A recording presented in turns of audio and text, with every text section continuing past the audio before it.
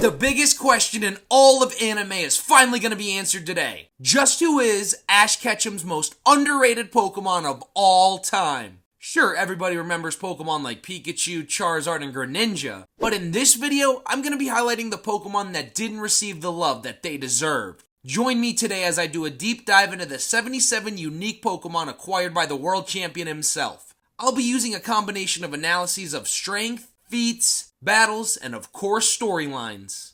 Alright then, without further ado, let's get right into it. But before we get started today, I need you to use 10 million volt Thunderbolt on that like button. Awesome. Let's go.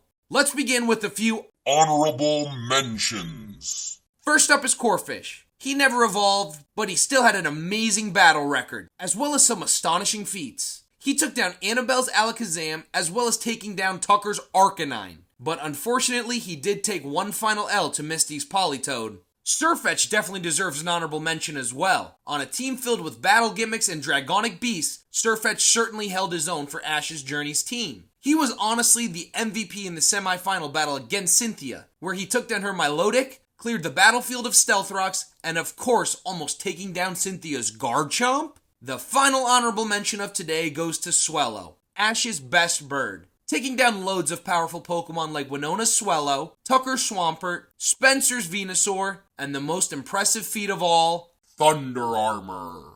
Alright, but now it's time for me to reveal just who is the most underrated Pokemon in all of Ash's collection. This Pokemon did the Greninja storyline before the Ninja Frog, he learned to master his OP special ability before Infernape, and he's taken down an abundance of high level and special Pokemon. This Pokemon that I'm talking about is none other than Sceptile. Sceptile! Yes, Sceptile. Definitely one of Ash's best Pokemon, period. Let's begin with his story, shall we? As a Trico, he was always known as the silent but strong type. He was undoubtedly the strongest Trico in his village, so when he crossed paths with Ash, joining his team became a no-brainer. As a Trico, he was a part of some very tough battles, like against Roxanne or even Brawly. He suffered a lot of losses in his first stage. But then, upon evolution, things started to look up. Now as a Grovyle, he really began to come into his own. In a gym battle with Norman slacking, we even saw Grovyle activate its Overgrowth ability. So yeah, sorry Infernape, but he did it first. And as a Grovyle, he competed in many other tough battles like Winona's Altaria and Clark's Quilava, and he was actually able to reign victorious in both outings. Then, in the Battle Frontier arc, Grovyle experienced one of the toughest things ever, heartbreak.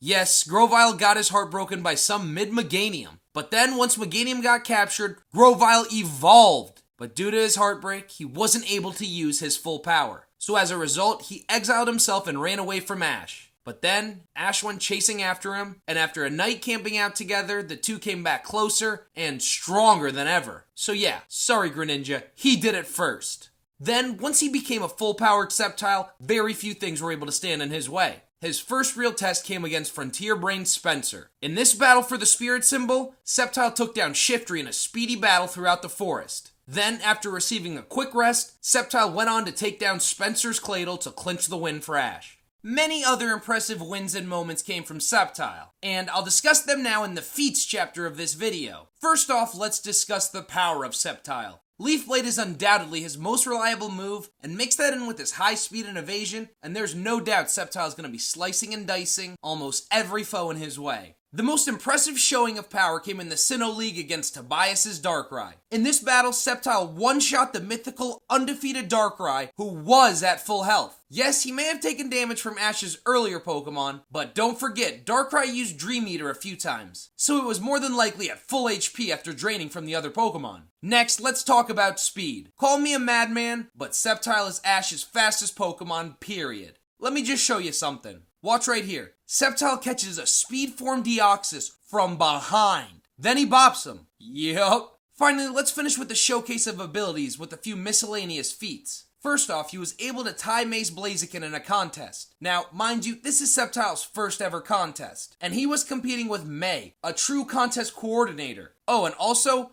Blaziken's a fire type. Next, Sceptile basically immobilized Brandon's Regirock. And while yes, he lost this battle, it may well have been because Ash was under the influence of some evil Pokelantis spirit. And finally, Sceptile can basically fly. Check out this battle where he tracks down a Scizor in the sky. Overall, yes, Sceptile is definitely Ash's most underrated Pokemon. And while he may not have the best battle record, that's only because he took a lot of losses as a Trico and Grovyle. In his full power as a Sceptile, he's on the same level as Legendaries and Mythicals. And the best part is, Sceptile does this all in his base form. He doesn't need a special or alternate form to be powerful. I really wish Ash would have brought back Sceptile for the Masters 8 tournament. I definitely think having him appear in the battle against Steven Stone would have been perfect.